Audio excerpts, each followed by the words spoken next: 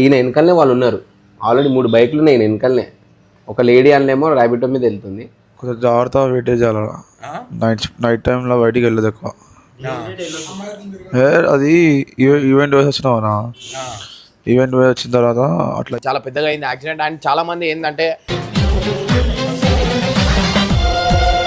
And ఇది అయితే fracture అయింది.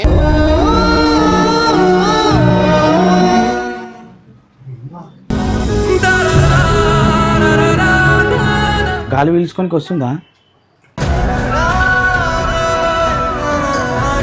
నేను గాంధీకి పోయినప్పుడు మూకం అంతా రక్తం, చేతులన్నీ రక్తం. అసలు నేను నమ్మలేకపోయినా. నాకు ఆయన దగ్గర కూడా పోలేదు నేను భయానికి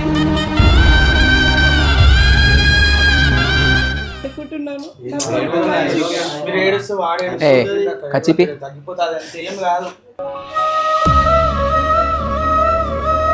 నాకు భర్త లేకపోయినా మా అన్న నాకు ఒక దేవుని లాగా నన్ను చూసుకున్నాను. నా ఫ్యామిలీ నాకు 2 కోరుకున్నది.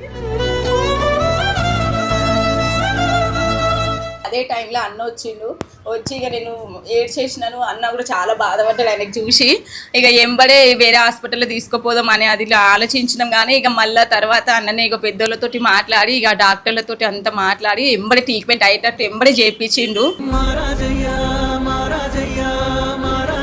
ఇమ్రాన్ అన్న మరియు టీం మెంబర్స్ అంతా కలిసి అనిల్ ని పరామర్శించడానికి తన ఇంటికి చేరుకున్నారు. ఎప్పుడు నవ్వుతూ ఉల్లాసంగా హుషారుగా వీడియోలు చేసే అనిల్ ప్రమాదం తర్వాత బెడ్ పై నిస్సత్తుగా పడుకొని ఉండడం చూసి టీం సభ్యులంతా ఒక్కసారిగా నిశ్శబ్దంలోకి వెళ్లిపోయారు. పాపం అనిల్ ని ఈ పరిస్థితిలో చూస్తుంటే మనసు తట్టుకోలేకపోతుంది అంటూ ప్రతి ఒక్కరి గుండె బరువెక్కింది. అనిల్ మామయ్య ప్రమాదం జరిగిన తీరును వివరిస్తూ ఆ రోజు రాత్రి బైక్ పై వెళ్తున్నప్పుడు రోడ్డుపై ప్రమాదవశాత్తు నియంత్రణ కోల్పోయాడు. వేగంగా వెళ్తుండటంతో అదుపు తప్పి కింద పడి తీవ్ర గాయాలయ్యాయి అని చెప్పగానే ఆ దృశ్యాన్ని తలుచుకొని అందరూ బాధపడ్డారు. ఈ సమయంలో అనిల్ మమ్మీ తన దుఃఖాన్ని ఆపుకోలేక కన్నీరు పెట్టుకున్నారు. ఒక్కో విషయం చెప్తూ, నా కొడుకు నొప్పి భరించలేక అమ్మ అని అరుస్తుంటే నా ప్రాణం పోయినంత పనైంది. ఈ చికిత్సలో వాడు పడుతున్న బాధ చూడలేకపోయాను అంటూ తన తల్లి గుండెకోతను వెళ్ళగక్కారు. ఆ తల్లి పడిన ఆవేదన అక్కడ ఉన్న ప్రతి ఒక్కరిని కదిలించింది. గదిలో ఎమోషనల్ వాతావరణం సృష్టించింది. అయితే ఈ కష్టకాలంలో ఇమ్రాన్ అన్న తన స్నేహాన్ని చాటుకుంటూ తన ఇన్ఫ్లుయెన్స్ తో పెద్ద పెద్ద వాళ్లతో మాట్లాడి అనిల్ కు త్వరగా మెరుగైన ట్రీట్మెంట్ అయ్యేలా చూడగలిగారు. ఆఖరిలో కోలుకుంటున్న అనిల్ కూడా ఎంతో బాధపడుతూ తన అనుభవాన్ని పంచుకున్నాడు. నా పరిస్థితి ఎవరికి రాకూడదు. నేను అందరికి చెప్పేది ఒకటే, నైట్ పూట